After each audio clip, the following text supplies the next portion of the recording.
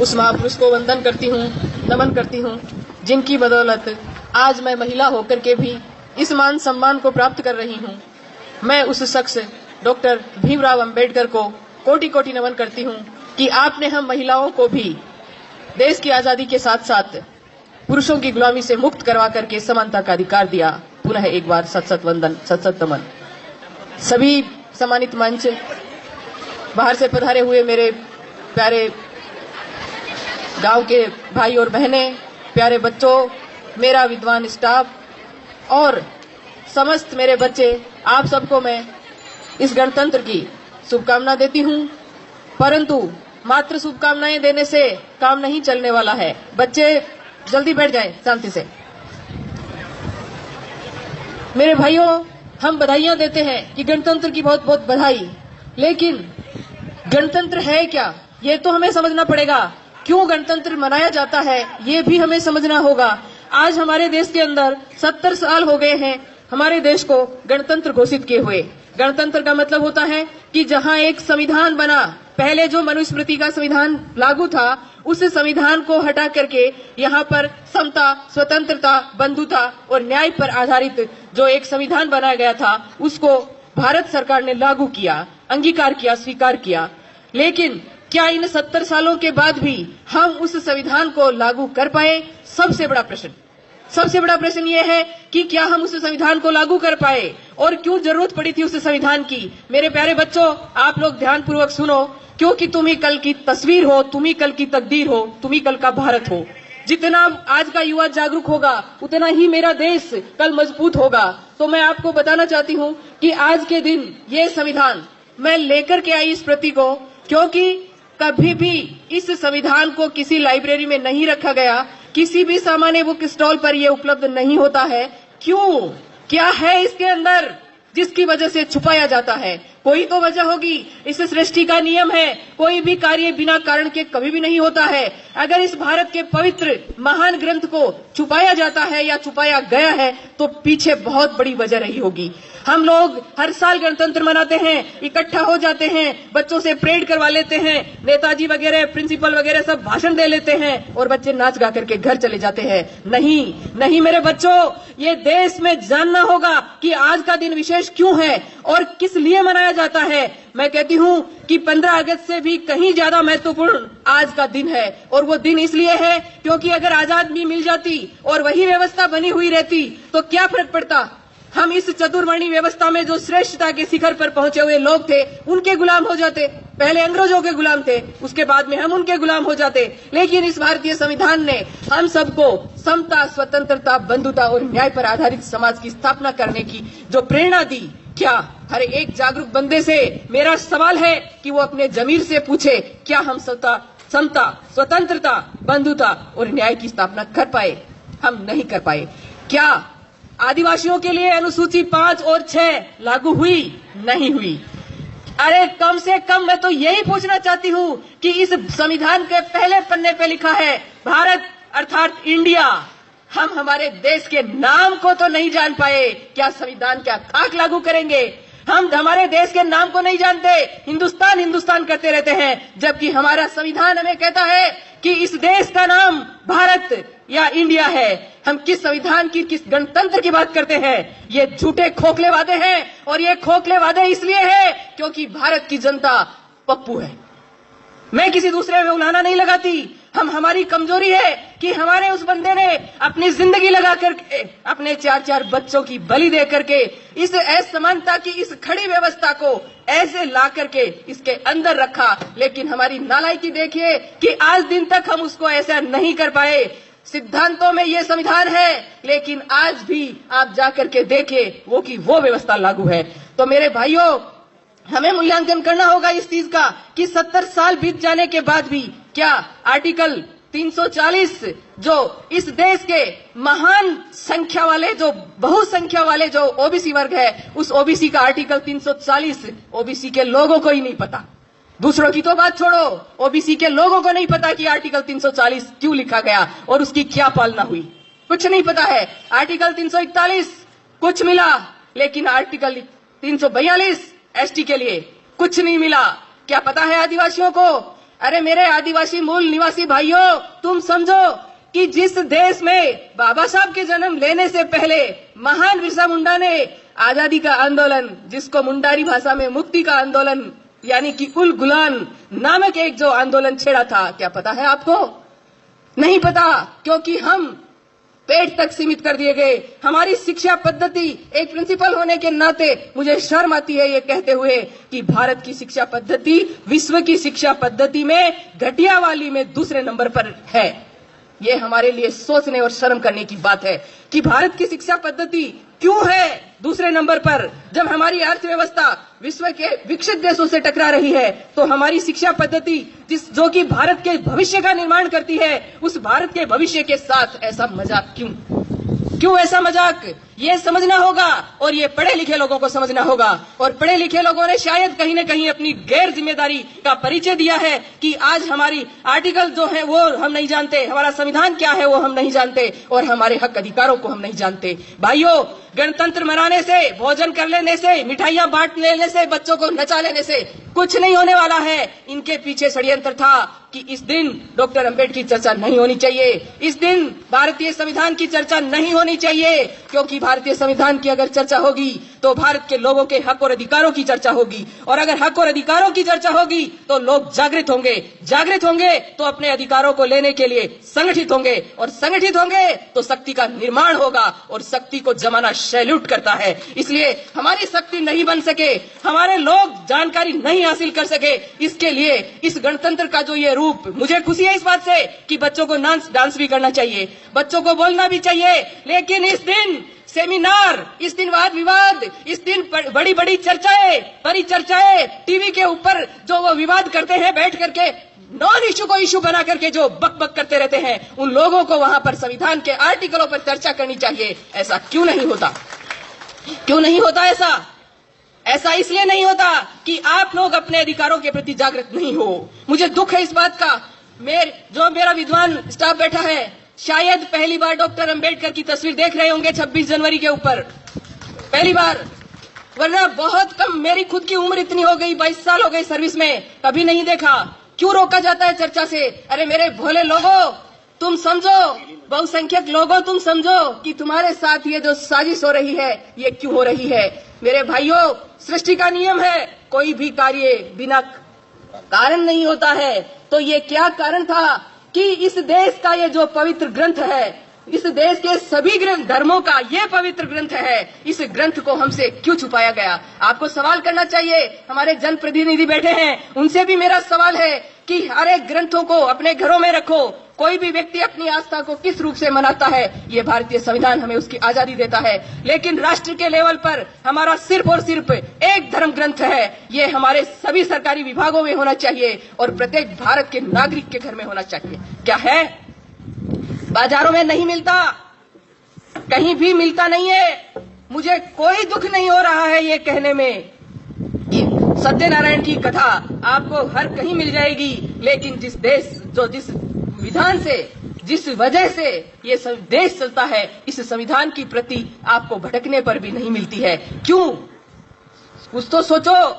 अरे कुछ तो पढ़े लिखे होने का सबूत दो कि क्यों नहीं मिलती।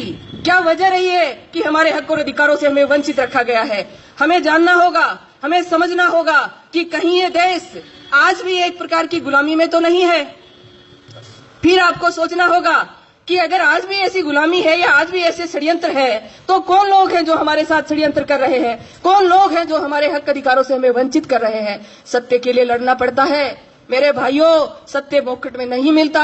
इतिहास उठा करके देखिए कि ये जो हक अधिकार हमें मिले हैं, इन हक अधिकारों के लिए भगत सिंह, राजगुरु और उधम सिंह जैसे शहीदों ने अपना बलिदान दिया है। और मैं नमन करती हूँ उन महापुरुषों को, उन शहीदों को कि जिनका नाम भी नहीं है, क्योंकि वो नींव की ईंट है, वो इस देश की आजादी की जो नींव खोदी गई थी उसमें दफन है। लेकिन हम उनको सैल्यूट करते हैं क्योंकि उनके अंदर एक भावना थी अपने देश के प्रति। उस भावना को उन लोगों ने अपने नाम के लिए नहीं। आज हमारे देश का सबसे बड़ा दुर्भाग्य है कि कोई भी व्यक्ति नहीं शर्म आ रही है ये कहते हुए कि भारतीय है ही नहीं। ढूंढने जाओ, आपको जातियां मिलेंगी, जातियों से अगर ऊपर निकलोगे तो आपको धर्म मिलेंगे, और धर्म से ऊपर आप अगर निकल गए तो आपको कांग्रेस, बीजेपी और पार्टियों के लोग मिलेंगे। इस देश का कितना बड़ा दुर्भाग्य है कि ढूंढने जाओ तो साला एक भारतीय नहीं मिलता। देश का बात करते हैं राष्ट्रभक्ति की, बात करते हैं ऊंची ऊंची कि हम राष्ट्र वो प्रेमी है, देशभक्त है। अरे तुम लोगों ने देश का नाम नहीं लेते, भारत का संविधान लोगों को नहीं पढ़ाते, तो कौन से राष्ट्र का निर्माण कर रहे हो? धर्म के अंदर असमानता है, समझना होगा।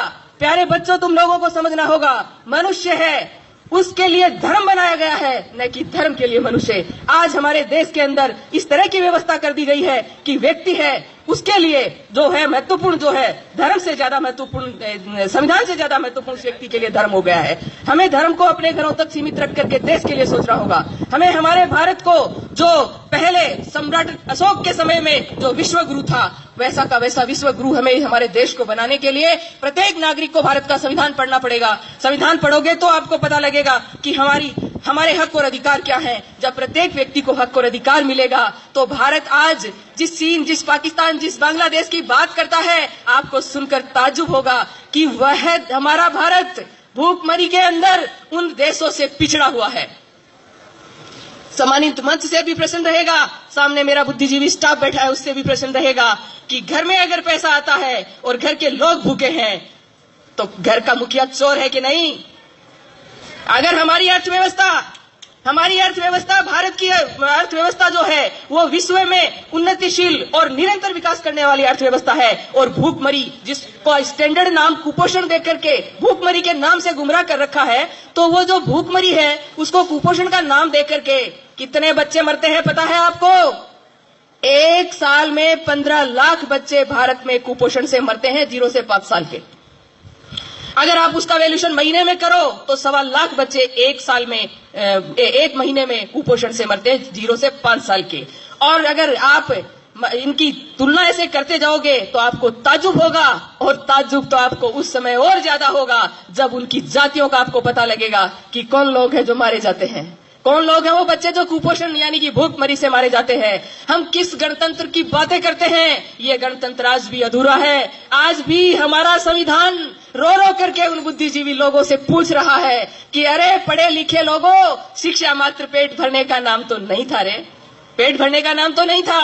शिक्षा का मतलब था कि तुम लोग समझते कि सच्चाई क्या है, हमारे हक अधिकार क्या है, और उस भोले बिना पढ़े लिखे समाज को जाते, उनको समझाते कि देखो हमारे हक और अधिकार ये हैं, तो वो लोग तुम्हारे साथ संगठित होकर के खड़ा होते, तुम्हारी ताकत बनती। और पुन्ना पैक्ट जैसे जो एक घटिया जो भारत के अंदर समझौता हुआ था, उस समझौते के अंदर मेरे बहुजन समाज के जो नेता हैं वो उनके यहाँ पार्टियों की टिकट की भीख मांगते नहीं फिरते, क्योंकि जो काम नहीं करता है उसको गुलामी तो करनी पड़ती है। कहीं न कहीं हमारे अंतर्मन को हमें टटोलना होगा मेरे भाइयों। अगर आप मोहब्बत करते हो इस वतन से, अगर आप मोहब्बत करते हो अपने बच्चों से, आप मोहब्बत करते हो अपने बच्चों के आने वाले भविष्य से, तो आपको इस गणतंत्र को सार्थक बनाना होगा, इस धर्म ग्रंथ को आपको पढ़ना होगा। ये भारत का धर्म ग्रंथ असली धर्म ग्रंथ है। इसको पढ़िए, इसको जानिए, इसको समझिए कि पहले की व्यवस्था क्या थी और संविधान ने हमें क्या हक और अधिकार दिए। साथियों, जब हक अधिकार के बारे में पता ही नहीं होगा तो उसको प्राप्त करने का तो प्रश्न ही नहीं खड़ा होता। जब पता ही नहीं कि कौन सी चीज मेरी है और कौन सी नहीं है तो उसको प्राप्त करने का प्रश्न ही नहीं उठता।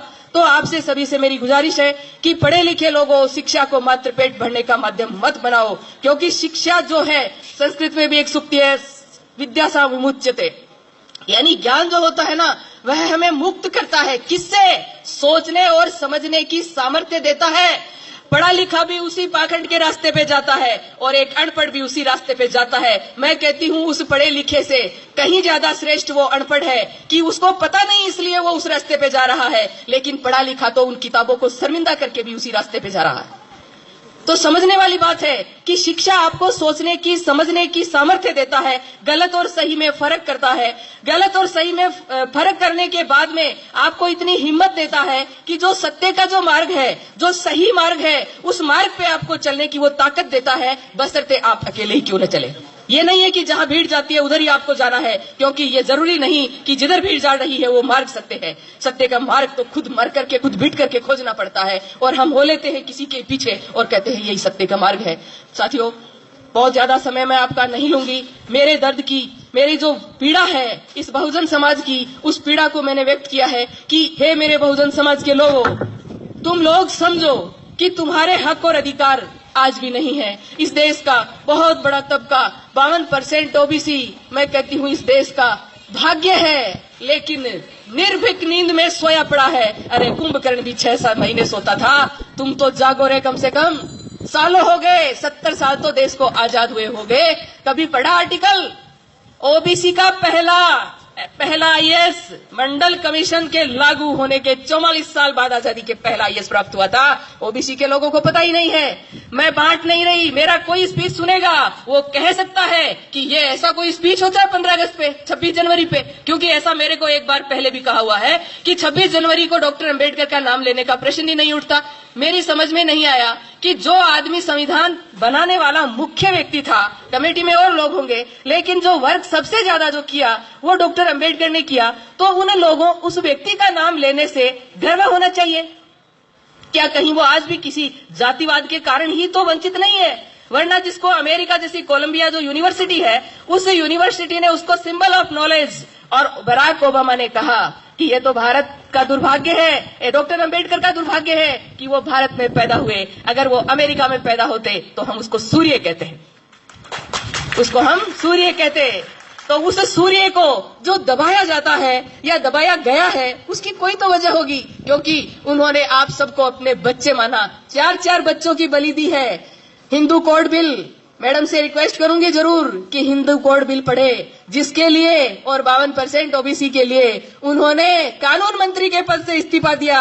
आज हमारे समाज के लोग मंत्री पद के लिए समाज को बत्ती लगा देते हैं, और वो बंदा ऐसा था कि जिसने उन लोगों के अधिकारों के लिए अपने पद को लात मार दी कि जब मैंने इतनी मेहनत करके हिंदू कोड बिल बनाया और कालेलकर समिति को लागू कराने के लिए ओबीसी के लिए लड़ाई लड़ी, और अगर तुम इन दोनों को नहीं मान रहे तो कोई बात नहीं, ये संभालो तुम्हारा पद। क्या हमारे नेताओं से भी मेरा सवाल है कि क्या है तुम्हारे अंदर इतना दम कि तुम समाज के लिए ऐसा कर सकते हो? मेरे समाज के नेताओं, मेरा निवेदन है आपसे, मत भूलो, क्योंकि इसी समाज के अंदर तुम्हारी भी संतान है। अगर समाज होगा तो तुम्हारी संतानें महफूज है। अगर व्यक्तिगत उन्नति आपने कितनी भी कर ली, समाज के बिना शून्य हो जाएगी। आज शून्य हो रही है। इसलिए मेरे देश के सभी लोगों, जो भी मेरी आवाज अब या बाद में सुनेगा, उन सभी से मेरा अनुरोध है कि आप अपने हक और अधिकारों के प्रति जागरूक बनो, संगठित बनो। हम किसी के अधिकार छीनने वाले लोग नहीं हैं। हम तो डॉक्टर अंबेडकर के अनुयायी हैं, जिन्होंने मनुस्मृति लिखने वाले असमानता की जो व्यवस्था थी, उनकी संतानों को भी बराबर हक दिया। उसने कोई घालमेल नहीं किया। उन्होंने सारी महिलाएं, जो हिंदू धर्म ग्रंथों में भी अछूत मानी जाती थी, रामायण जैसा ग्रंथ जिनको महिलाएं ढोती है, उसका वर्ण है ढोल गवार शूद्र पशु नारी, ये सब ताड़न के अधिकारी। उससे डॉक्टर अंबेडकर ने मुक्ति दिलाई थी कि नारी भी समानता की अधिकारी है। लेकिन अफसोस मुझे कि एक भी भारतीय नारी ने उसको थैंक्स नहीं बोला, बिल्कुल नहीं बोला। एक बार संविधान दिवस का दिन था तो बोले कि पिछली बार की बात है, तो कि पुष्प अर्पित कर दो, तो मुझे बहुत दुख हुआ कि सिर्फ मैं एक महिला थी पुष्प अर्पित किए, बाकी ने कहा ठीक है आपने कर दिए। मैंने कहा मेटर्निटी लीव लेने वाली, नौकरियां लेने वाली, सारे हक अधिकार लेने वाली, मनुस्मृति ने कहा कूटे छेते मारे कुछ भी करे, लेकिन तेरा पतिदेव, ऐसे पतिदेव से मुक्ति पाने वाली महिलाएं कहती हैं कि डॉक्टर अंबेडकर ने हमें क्या दिया। अरे तुम पढ़ो तो जानो ना कि उन्होंने तुम्हें क्या दिया। उन्होंने जीने का अधिकार दिया। औरत के पास संपत्ति रखने का अधिकार नहीं था। डॉक्टर अंबेडकर ने स्त्री को अधिकार दिए कि तेरे पति की संपत्ति में भी तेरा अधिकार होगा, और पति की संपत्ति, पिता की संपत्ति में भी अधिकार होगा। और क्या लोगे आप? जिस महिला को आज भी आप इसका प्रमाण दे सकते हो, क्योंकि मैं जिस संगठन का कर्मचारी हूं, उस संगठन के अंदर बिना सबूत, बिना तथ्य कोई बात नहीं होती। आज भी मेरे हाथ में संविधान है, मेरे को कोई चैलेंज नहीं कर सकता। और आर्टिकल आप सबको भी कोई नहीं कर सकता। आर्टिकल 19 आपको अभिव्यक्ति की आजादी देता है। आप नौकर हो सरकार के, आप मानसिक गुलाम नहीं हो। आप पढ़े लिखे लोगों, समझ लो इस बात को कि तुम अपनी अभिव्यक्ति अपने समाज में जाकर के संगठित करने की, जानकारी देने की, ये सारे अधिकार रखते हो। आप गुलाम नहीं हो। नौकर लोग डरते हैं, सरकारी कर्मचारी डरते हैं कि हम ऐसे कैसे बोल सकते हैं। मैं बोल रही हूं आपके सामने संविधान की प्रति को सबूत के तौर पे रख करके। कोई बताए मुझे कि एक वर्ड मैंने गलत बोला है क्या? काहे वक्त किस बात का डर है तुम्हें? ये महान ग्रंथ जब तुम्हारी रक्षा में खड़ा है तो किस बात का डर है तुम्हें? समझो, जिस समाज को हर जगह जाति प्रमाण पत्र, जाति प्रमाण पत्र, जाति प्रमाण पत्र दिखा दिखा के, और जैसे ही नौकरी लगी जाति समाज पीछे और खुद आगे हो जाते हो। अरे उस समाज का हक खाने वालों, अपने समाज के प्रति थोड़ा तो हक अधिकार अदा करो। क्यों कर्ज लिए जा रहे हो उन सब का? मैं बहुत कुछ बोल गई हूं, मेरी बातों से बहुत जगह भूचाल भी आ सकता है, लेकिन हम भूचालों से डरने वाले नहीं हैं। हम बिरसा मुंडा को मानने वाले लोग हैं, हम उल गुलान के लोग हैं, हम भारत के वो लोग हैं जो इस मिट्टी में सड़क वो बनाते हैं, स्कूलें वो बनाते हैं, खेती वो करते हैं। अरे कौन सा ऐसा निर्माण का काम है जो हम नहीं करते हैं? मुझे भारत का मूल निवासी होने का बहुत गर्व है। आप भी कीजिए और मेरी बातों पर अमल कीजिए कि क्या कहा है मैंने, क्यों कहा है मैंने। ये नहीं है कि आपको ये बातें बोलने की मुझे कीमत नहीं चुकानी पड़ती है, बहुत कीमत चुकाई है मैंने, और उधर के कोने से इधर के कोने पर भी उस कीमत के अधीन ही हूं। लेकिन धन्यवाद उनको कि आज इस कनबई की जगह पे मैं अगर बोल रही हूं तो ये मेरे उन भाइयों का ही श्रेय है जिन्होंने मुझे यहां पहुंचाया। इस मंच के माध्यम से उनको भी धन्यवाद कि कनबई में ऐसा स्पीच देने का मेरा सौभाग्य अगर हुआ है तो उन्हीं मेरे शुभचिंतकों के माध्यम से हुआ है। मैं पूरी उम्मीद करती हूं कि एक माया अगर बोलेगी तो सताई जाएगी, लेकिन ये सारी माया अगर हो जाएंगी तो किस किस को सताएंगे, किस किस को सताएंगे।